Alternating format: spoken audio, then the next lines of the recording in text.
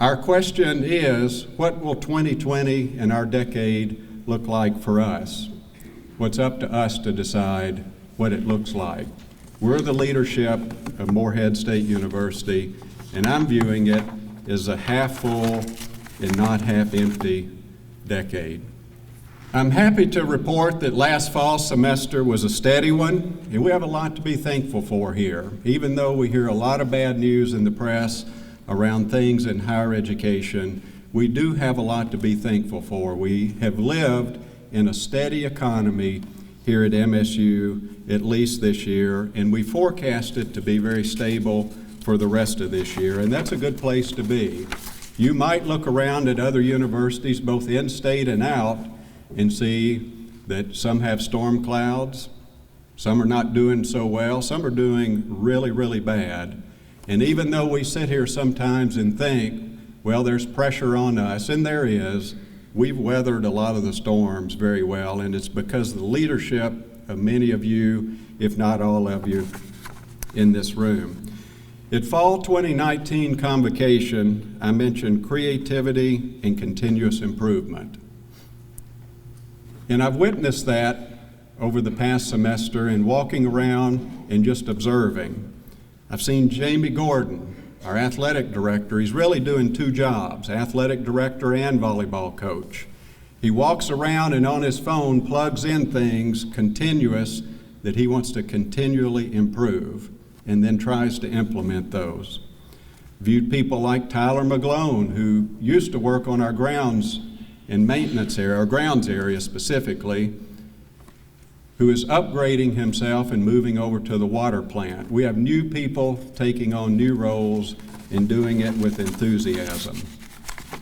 We have folks like Dr. Laurie Couch, Michelle Barber, and the other folks in student success that are working very hard, and you'll see this in a minute on a particular slide, to eke out every gain we can get by way of student success. And that's been a big team effort all across campus with the help of all faculty and staff.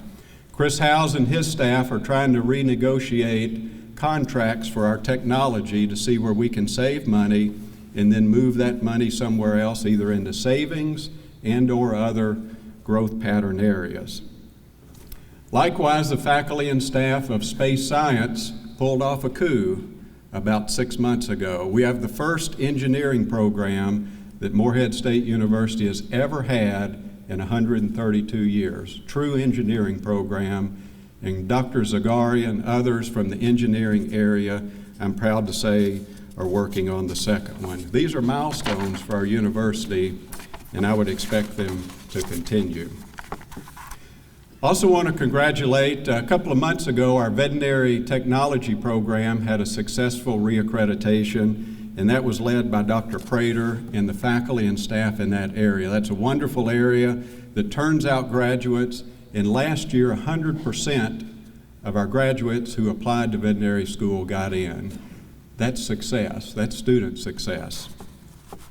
Our recruiters are also making a lot of progress, along with faculty and staff who are out in schools recruiting, and I think the master of all recruiting is Dr. Dirk Groupie. I think he's been in every school in the region over this past year to year and a half. Wonderful job and a very prime example about the success we can have when faculty and staff get out into area schools and help us recruit.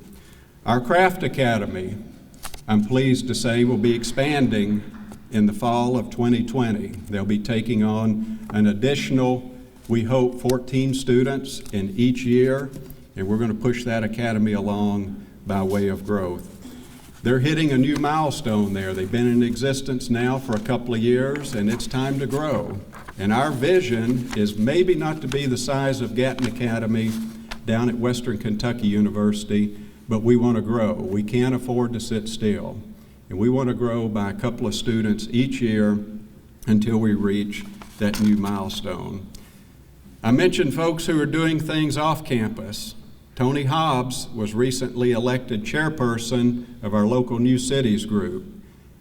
Kenna Allen Gachet has been serving as chairperson or board chair of our local Chamber of Commerce. These are people involved with much like many of the rest of you who are doing good things and exhibiting leadership, creativity, and continuous improvement.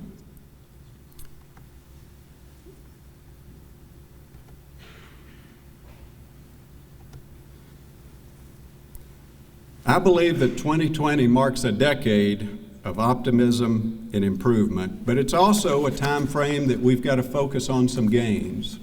This is going to be a tough decade, but we can do it. We've been making gains. As you know, we've been moving many people around campus, and I want to say on behalf of our management and everyone else, thank you to those of you who have embraced new roles and taken on new things. We can no longer afford to have a person for 27 years sit at the same desk doing the same thing.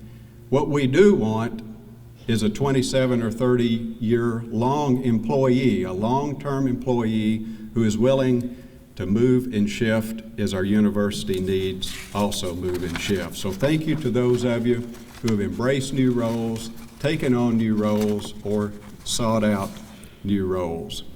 I want to say a double thank you for doing that. I know it's been a challenge, but we've done it well. It has allowed our university to shift and mold a little bit and weather some of the tough storms that we've had over the past couple of years.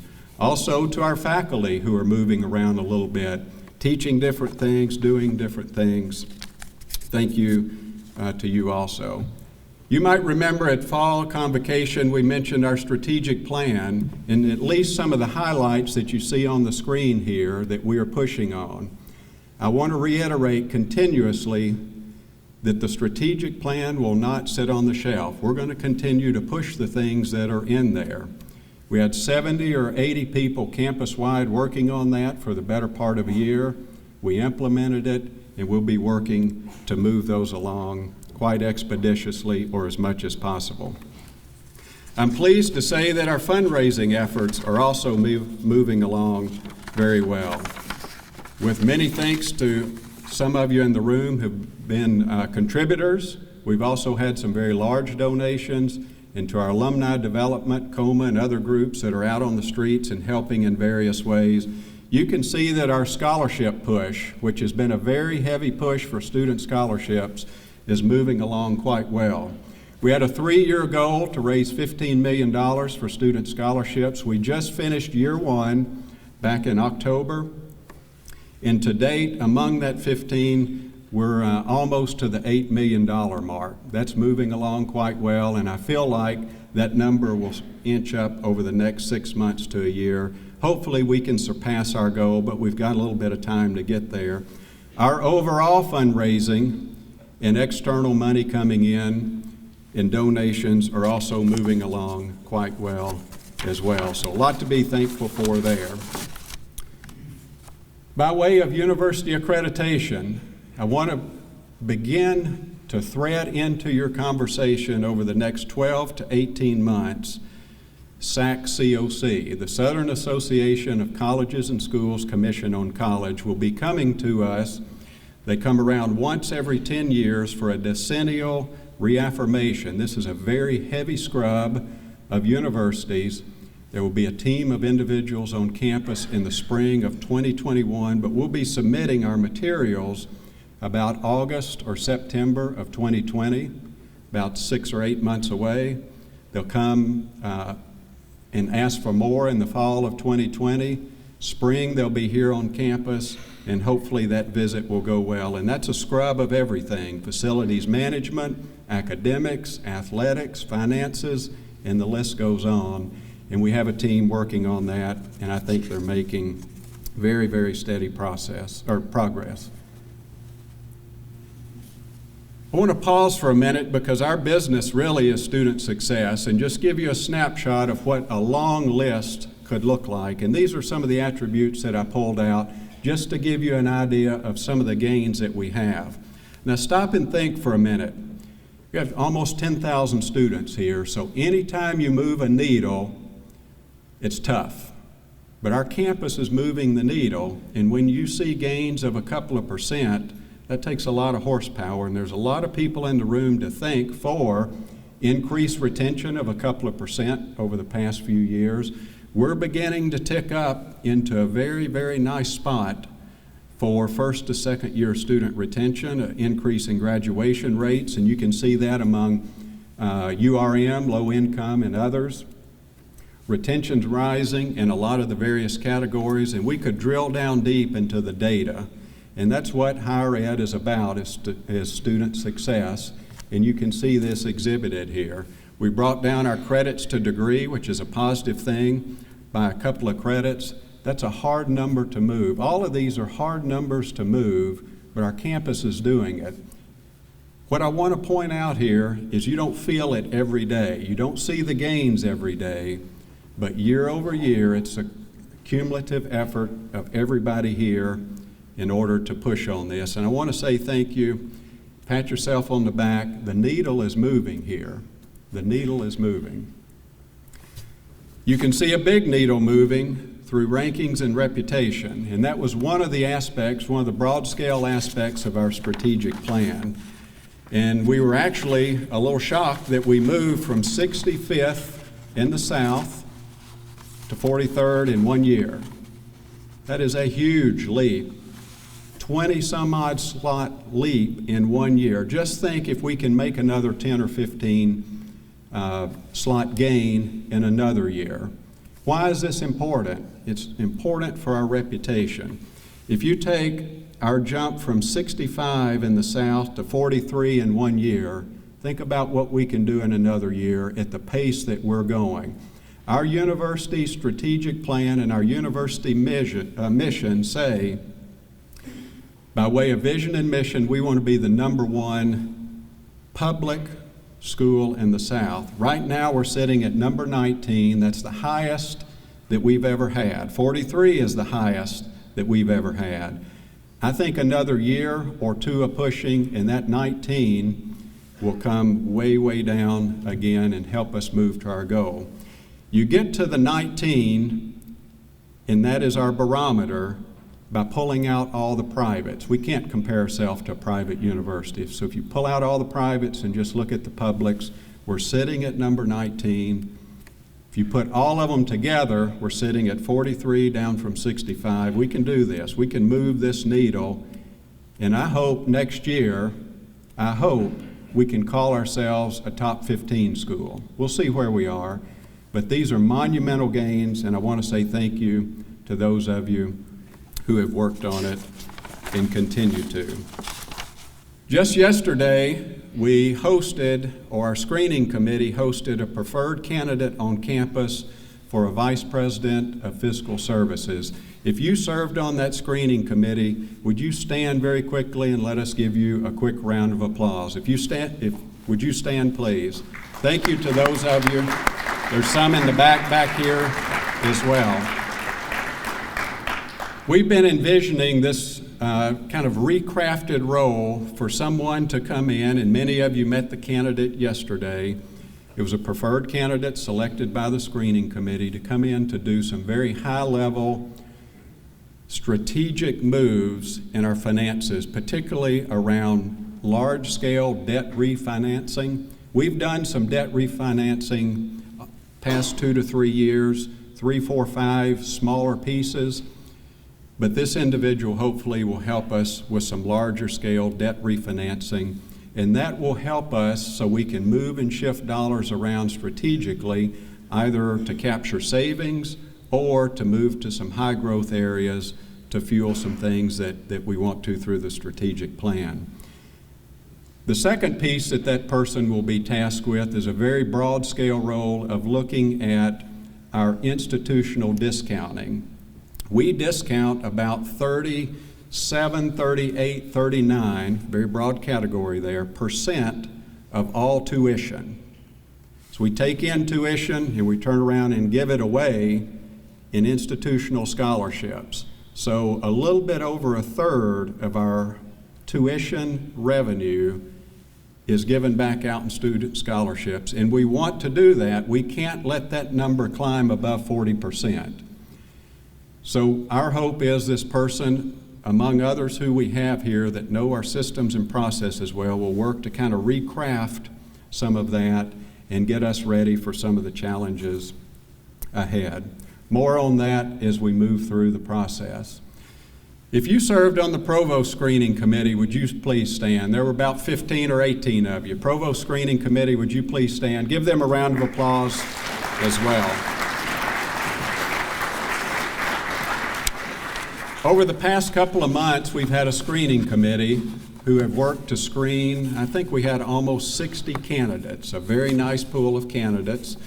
Our group has worked to narrow that down right before the break to seven or eight, and now we're down to the top 5, and we're trying to get down to who are going to be those top 3-ish people who will come to campus, and we're viewing the very last week of January, and you'll get some more communication on this. So latter part of January, there will be candidates coming to campus. We'll announce that a little bit closer to time and give you some open forums that you can come to. I'm hopeful, and our goal is to have a candidate announced as our finalist and a job offer and accepted somewhere around early February. I have tried time over time to get Bob Albert to stay a couple of more years, but he's already bought new golf clubs, and I think he has other things in mind. So Bob's done a great job there, so we're moving through the process in an orderly transition as he phases out in retirement. By way of general efficiency, and I'm kind of getting broad scale here, but I want to give you a theme that we've been working on some over the past couple of months. Over the holidays, our post office made a transition and is now located downstairs. We're trying to get some business-oriented, business services units oriented in the same location. I hope you'll come get coffee at Starbucks, go to the post office, go by and spend a bunch of money at the bookstore, do all of your business. We're moving some of our business service functions back downstairs and trying to put some of those back together. We moved our procurement operation from out at what we call the warehouse or the procurement location at exit 137 back to campus in an effort to move that into a little bit of efficiency, and we're trying to sell the building out at the exit. Our goal is to try to shed property that is not contiguous to our main campus. Our view is to keep our main campus pretty intact. We want to keep our university farms in operation. We want to keep Eagle Trace Golf Course, but we are actively trying to sell the procurement building and actively trying to sell what we call Old Sunnybrook Golf Course. Not Eagle Trace, Old Sunnybrook Golf Course. Many of you know it, and those of you that don't know it, you can drive out past the AAC and see it with weeds head high out there. So those are the two properties that we're trying to move along and plow down some of our debt. We've moved a lot of those operations back to campus. We've had a task force working and continuing to work a little bit this spring on recrafting and re-envisioning some of our student employment, and how can we do that more efficiently? How can we onboard a student? How can we move through and utilize students more effectively on campus? I am told through account we have over 200 job descriptions for student workers. We're hopeful to narrow that down to 4 or 5 or 6 very broad-based, semi-generic job descriptions where you can just slot students in there. We can get them hired, get them started, get them moving, and help us in a variety of different ways. I'm also hopeful that this task force will work with our folks in the QEP and other areas as we try to envision more internships and opportunities for work for students on campus. Human Resources has been partnering with the Toyota Corporation, a training division of Toyota, has been here over the past couple of months working with them, envisioning a new HR informational website. I'm hopeful, or at least I'm told, that that is moving forward. One-stop shop for some policies and forms so we can make a quick find of them online. And they're also working, and we'll be talking to some folks on campus about redesigning our main personnel action forms so we can see if we can find some efficiency there in general. I mention these things to you because we have some good things going on campus, and I encourage you and encourage all of you to think about continuous improvement. every little gain among all of us, all 900 of us, every little gain that you can make in your unit pushes our university forward. And I've only exhibited some of the positive things that you see on there. We have teams doing great. We have student groups doing great. We have students getting jobs. We could go on and on and on about the positive things. I prefer not to dwell on the negative ones. They're there. They'll always be there. We've got to move forward, and we have been moving forward. It doesn't always feel like it. But when you stop and pause, take account, look at the numbers, and sometimes the numbers don't lie. Look at the numbers. You can see that our campus is making progress. There was a slide flashed up at a state meeting back in, I think it was September in Louisville, a higher ed state meeting in Kentucky. And just to put this in perspective, the performance of all the state universities had University of Kentucky at the top as a performer. The next one for a big piece of production in the state was our sister down in West Kentucky, Murray State. Number 3 was us. And the rest of the pack were below us. That tells you the gains that we're making. And I want you to remember that every day when you work with our students. We're here for student success. It's nice to look at these things. Try to do something good for a student this week. Some of you do good for students every day.